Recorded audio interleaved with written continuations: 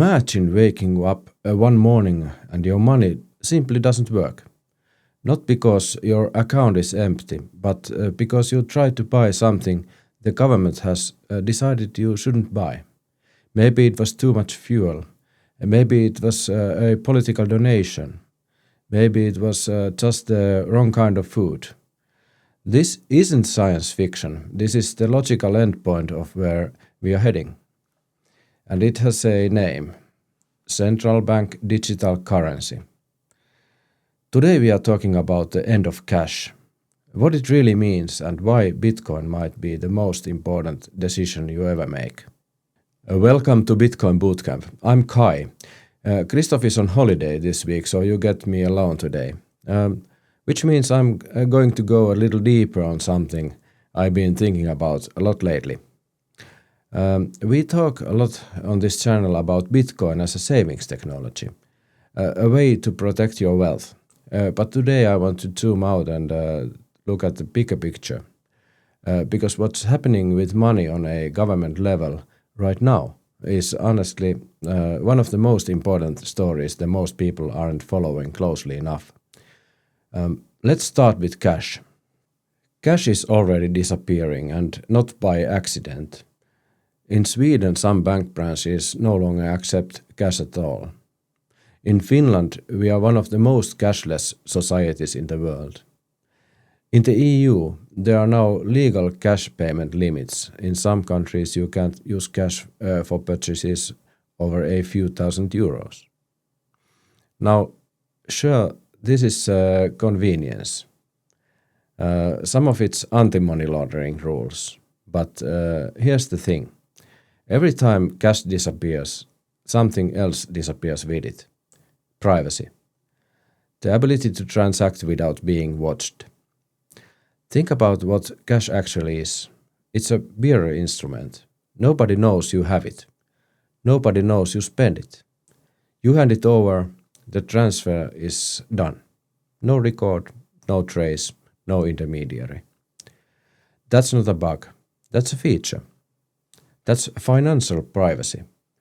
When cash is gone, every single transaction goes through a system and someone controls that system. Now, take that thought and add the next step. What if state didn't just digitize payments, but issued its own digital currency with its own rules built directly into the money itself? That's the CBDC. A central bank digital currency is digital money issued directly by a central banking system. In Europe, the issuer would be the euro system. That's the European Central Bank together with the national central banks of all euro area member states, including the Deutsche Bundesbank, for example. Not by a commercial bank like Commerzbank or Banco Santander. Directly by the central banking system itself. Now, your first reaction might be, isn't that just like my bank account? And no, it's fundamentally different. Right now, the money in your bank account is a liability of your commercial bank. The bank owes it to you. The central bank sits one level above. With a CBDC, the central bank issues money directly to citizens, and no commercial bank in between. That sounds almost safer. No bank failures, right? But here's the catch. It also means the central bank has a direct relationship with every single transaction you make. Here's how the digital euro actually works as a project. Because it's not just one institution. The European Central Bank, ECB, and the Eurosystem are building and designing it, and would ultimately issue it. The European Commission proposed the legal framework in 2023, and the European Parliament still needs to vote to approve it. That vote is expected in May 2026. If that passes, the digital euro could launch as early as 2029. So this isn't the ECB acting alone. It's the entire political and monetary machinery of Europe moving in one direction. This is not a future scenario. This is now. But the most important thing about CBDCs isn't what they are. It's what they can be programmed to do. Things cash never can do, and that your regular bank account was never designed to do either. And that brings us to the concept that should concern everyone, programmable money. Programmable money means you can put rules directly into the currency itself, not into a law that governs how you use money, but into the money itself. What does that look like in practice? Imagine your digital euros can only be spent on certain categories of goods. Imagine that they expire if not spent by a certain date. That would be to force the economic stimulus, for example.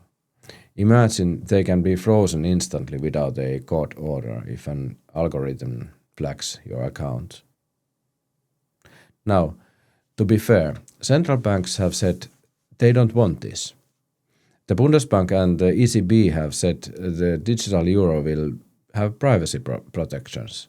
And that may be true at launch, but here's the question I want you to sit with. Do you trust that this will always be the case? Under every future government, through every future crisis. The Bank of International Settlements, the central bank of central banks, published a report where they explicitly described CBDC as giving authorities absolute control over the rules and use of money. That's a quote from the people building this system. All our analysis on CBDC, in particular for the use of general use, we tend to establish the equivalence with cash, and there is a huge difference there. For example, in cash, we don't know, for example, who's using a $100 bill today. We don't know who is using a 1,000 peso bill today. A key difference with the CBDC is that central bank will have absolute control on the rules and regulations that will determine the use of that expression of central bank liability. And also, we will have the technology to enforce that. Those two issues are extremely important, and that makes a huge difference with respect to what cash is. Absolute control.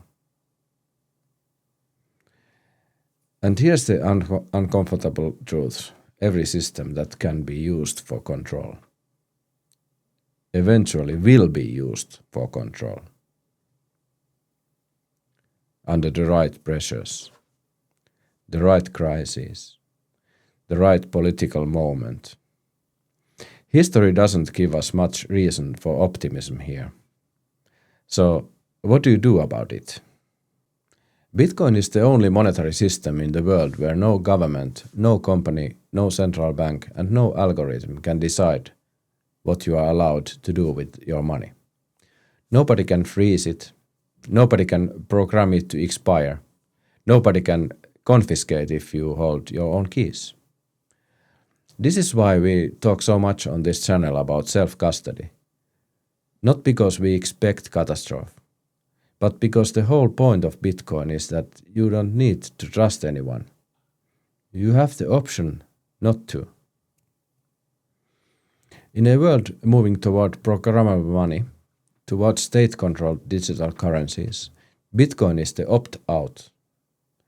It's the cash equivalent of digital age, peer-to-peer, no intermediary, no permissions required. And here's what I find remarkable. Bitcoin was invented in 2009 in the immediate aftermath of a global financial crisis. And it's right here, right now, sitting in front of us, the alternative just as CBDCs are rolling out globally. The timing is extraordinary. It's as if the exit was built before the trap was fully set. I'm not saying sell everything and go off grid. I'm saying understand what's happening and start thinking about what percentage of your wealth you want to keep in a system you fully control versus a system where your control can be taken from you. That's not paranoia. That's just sound thinking. So the end of cash, not the end of money, but the end of private, permissionless money unless you choose Bitcoin. I hope this episode gave you something to think about and maybe something to talk about. Share it with someone who thinks digital money just means Apple Pay, because this is a much bigger conversation. Christoph will be back next week and will be diving into what's self-custody and why your exchange can go bankrupt tomorrow. Until then, look after your keys. Look after your freedom. See you next time. Bye.